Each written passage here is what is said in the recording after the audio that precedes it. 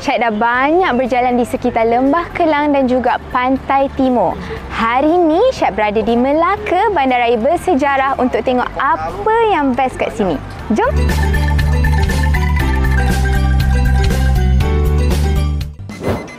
Hai, nama saya Syed Kristina. Cita-cita saya nak menjadi seorang engineer. Sementara nak capai cita-cita, saya buat kerja lain dulu. Jadi model ni mencabar sebab saya suka makan. Ya, saya memang suka makan. Saya percaya makan selain untuk hidup menjadi terapi yang cukup membahagiakan.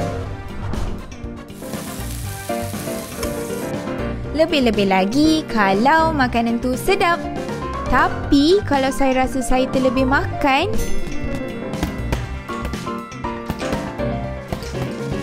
bercakap tentang makan, saya selalu tertanya-tanya, apa yang membuatkan sesuatu tempat tu jadi viral? Kenapa orang sanggup datang dari jauh untuk makan di situ? Dan kenapa ada influencer yang sanggup buat review makanan di situ?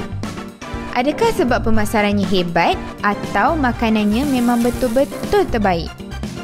Atau ada kisah lain di sebaliknya? Mari ikut saya menerokai dunia gastronomi dalam Makan Viral. Kecil-kecil cili api. Walaupun Melaka ni antara negeri terkecil di Malaysia, ia padat dengan sejarah unik. Melaka pernah menjadi antara 3 pelabuhan paling sibuk di dunia. Dikunjungi 2,000 buah kapal setiap hari dan semua pedagang menggunakan bahasa Melayu sebagai bahasa pengantar atau lingua franca. Macam bahasa Inggeris sekarang. Sejarah Melaka bermula sekitar tahun 1390 dengan kedatangan para Meswara, putera Raja Palembang yang lari dari Temasek akibat diserang Jawa dan Siam. Ketika dalam perjalanan, para Meswara berehat sebentar di sebuah pohon besar dan terkejut melihat keberanian seekor kancil berjaya menendang salah seekor anjing buruan baginda hingga jatuh ke sungai. Merasakan perkara itu membawa tuah, para Meswara memutuskan untuk membuka kawasan itu. Nama Melaka diberi sempena nama pokok tempat baginda berteduh.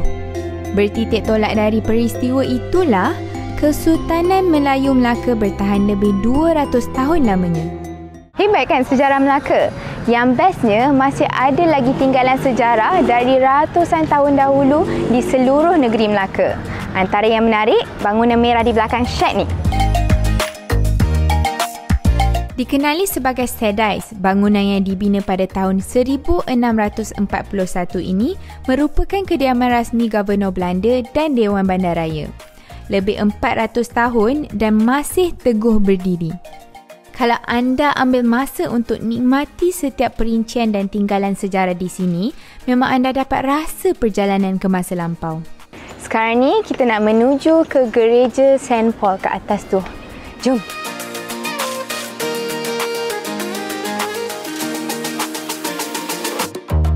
Gereja Saint Paul ni adalah gereja tertua di Malaysia dan juga Asia Tenggara. Dari tahun 1521 lagi tau.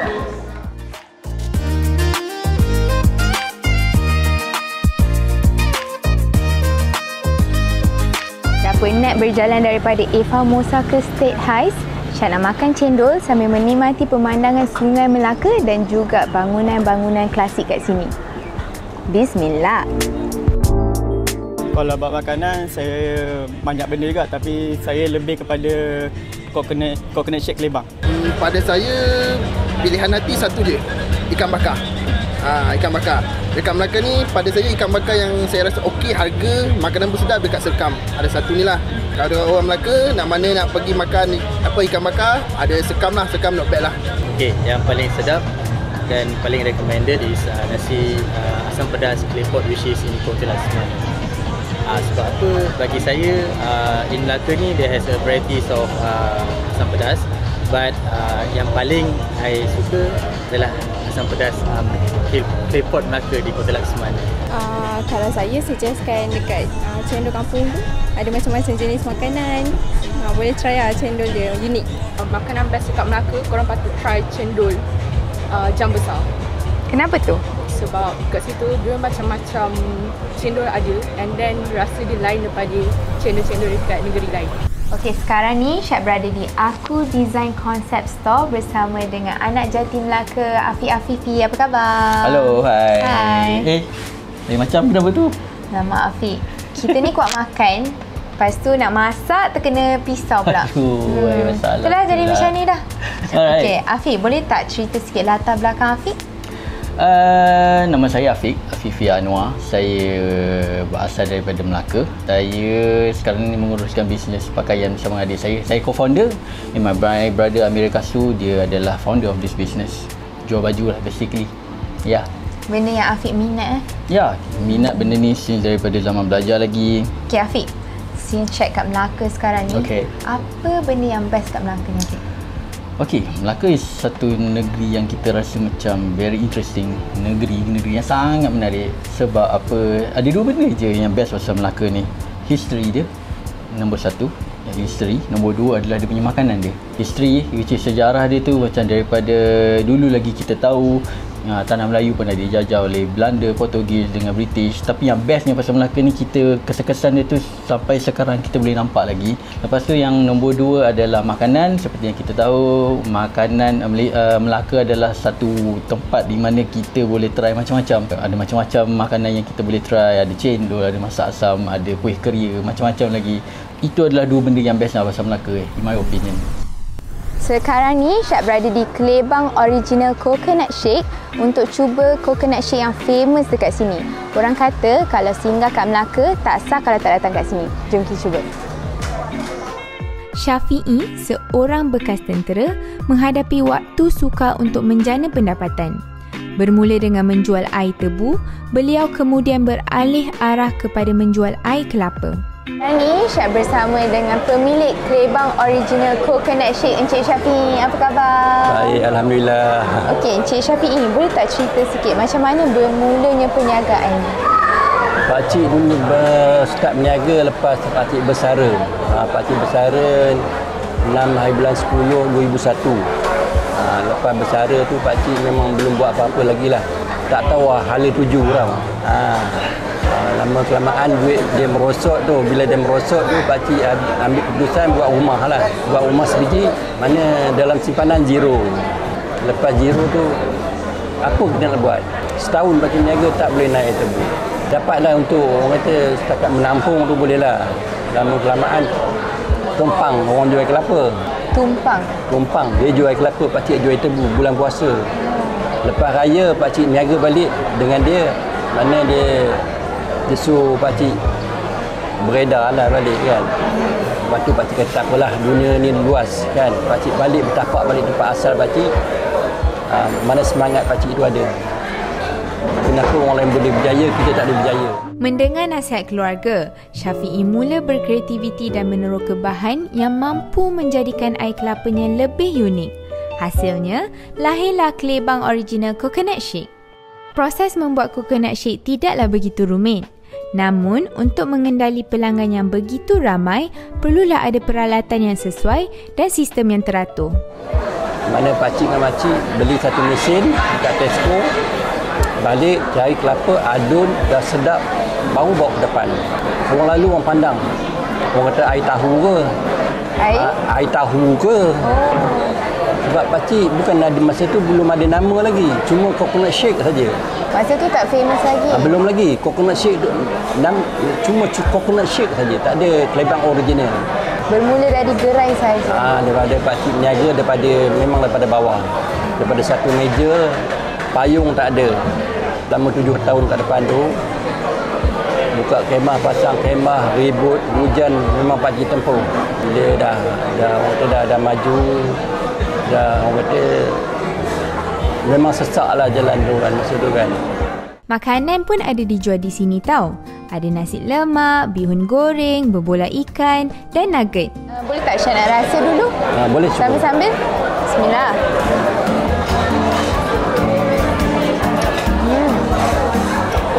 Bekat lah. Boleh rasa setiap gigitan kelapa tu, manis air kelapa dengan panas-panas ni sangat refreshing. Dalam ni ada ais krim krim ke Cik? Dia kelapa kita dah blend campur aiskrim. Blend sekali dengan kelapa lah. Aiskrim tu air gula. Mana sukatan tu daripada dulu sampai sekarang. Dia tak lari sukatan dia. Sukatan tu rahsia dia? Rahsia dia. Memang tak dapat dah. Okey Pakcik, apa specialnya Kelebang Original Coconut Shake ni berbanding tempat lain? Coconut Shake ni pakcik yang buat, yang orang pertama yang buat kan. Mana sukatan tu kita daripada dulu sampai sekarang sama. Macam orang lain dia tengok, dia tiru, dia tengok saja.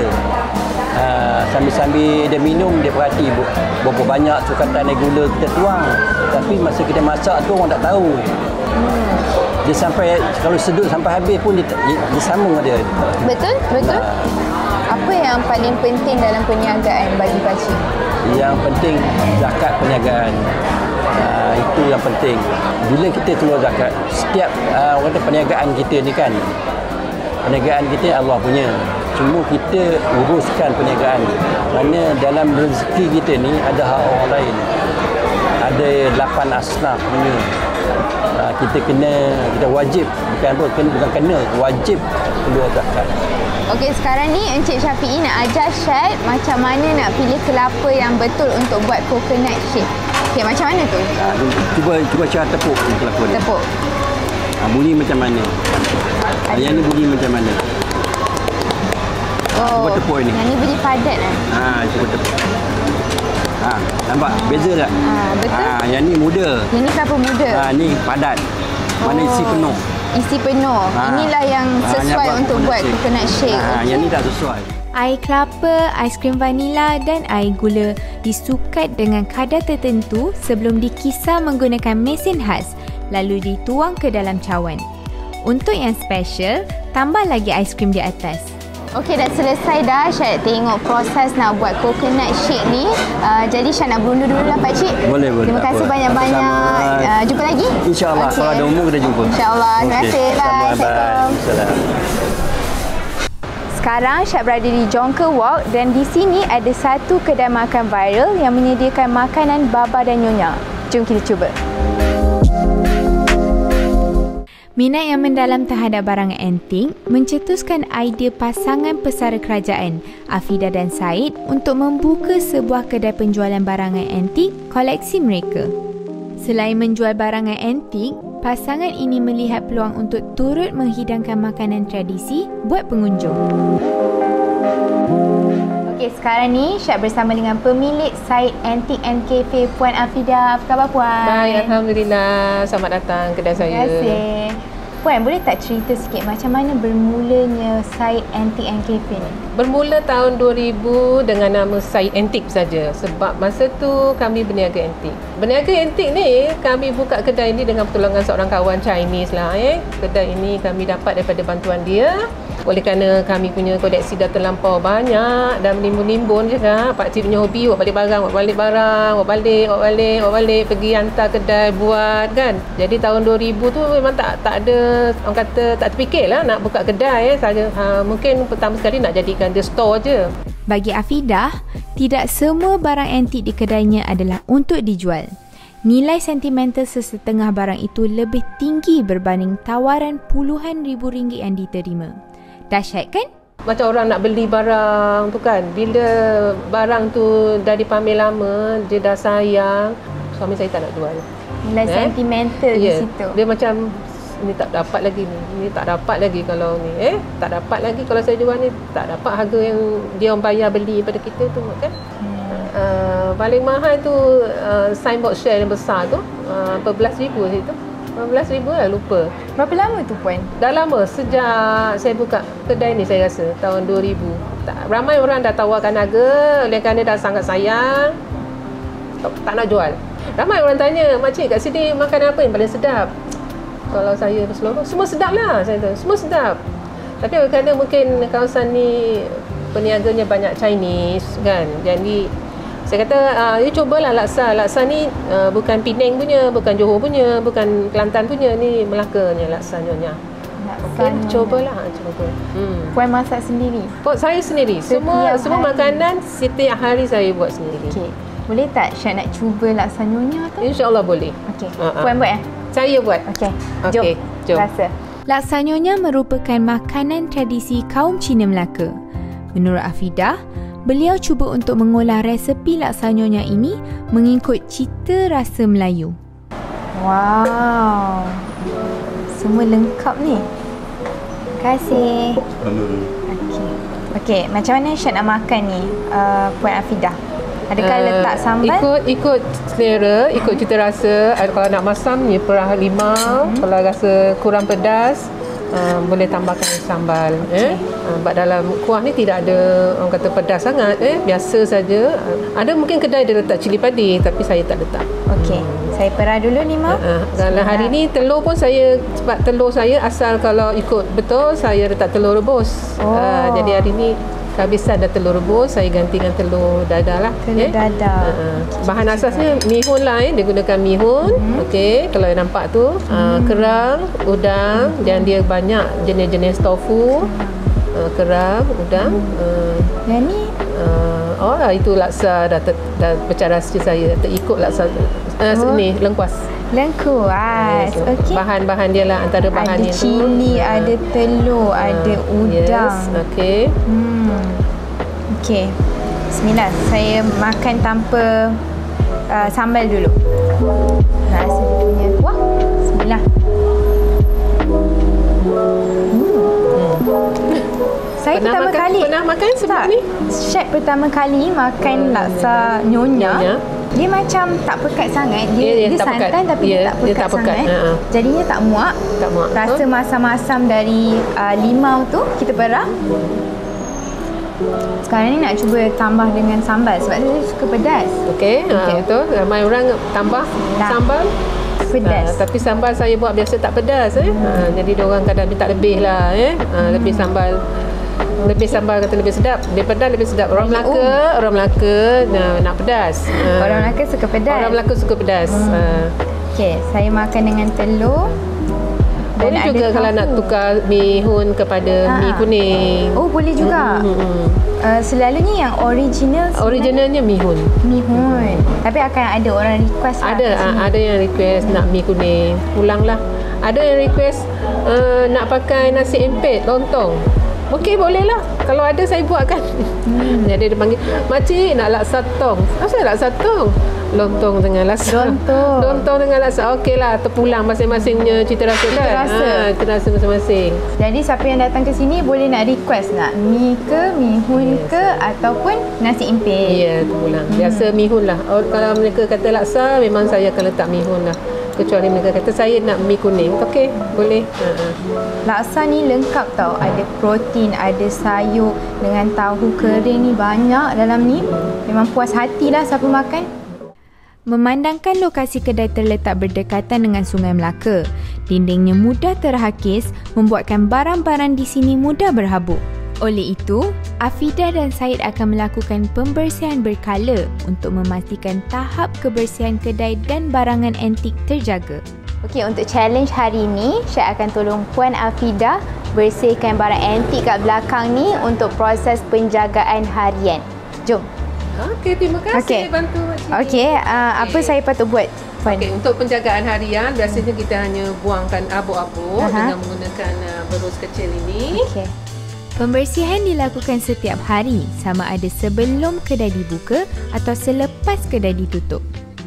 Dengan menggunakan bulu ayam serta kain, pembersihan dilakukan dengan berhati-hati agar koleksi barangan antik mereka kekal baik bertahun lamanya. Banyak sangat Syed belajar pada hari ini. Bukan mudah sebenarnya untuk jaga barang-barang antik dekat sini yang banyak pula tu. Terima kasih banyak-banyak Puan Afidah, Encik Syed sebab tunjuk ajar Syed macam mana nak bersihkan dan bagi makanan yang sangat sedap. Kita jumpa lagi? Okey, insyaAllah. Jumpa lagi. Okey, bye. Assalamualaikum. Waalaikumsalam. 3 perkara yang Syed belajar pada hari ini. Pertama, negara kita mempunyai banyak sejarah yang menarik dan seharusnya kita jadikan sebagai teladan sama ada untuk menghargainya atau tidak mengulanginya. Dan yang kedua, Syed belajar daripada Encik Syafi'i bahawa setinggi mana kita ada dalam hidup pun, kita seharusnya sentiasa memberi kepada orang lain. Sebab dalam rezeki kita sentiasa ada rezeki orang lain. Dan yang ketiga, Syed belajar daripada Syed Antique and Cafe bahawa sesuatu barang tu mempunyai nilai yang tersendiri. Mungkin pada mata kasar kita barang antik tu biasa-biasa je, tapi bernilai berpuluh ribu. Minggu depan kita nak ke mana pula? Kalau anda ada cadangan yang menarik, jangan lupa untuk DM Syed di Instagram. Kita jumpa minggu depan dalam Makan Viral. Bye!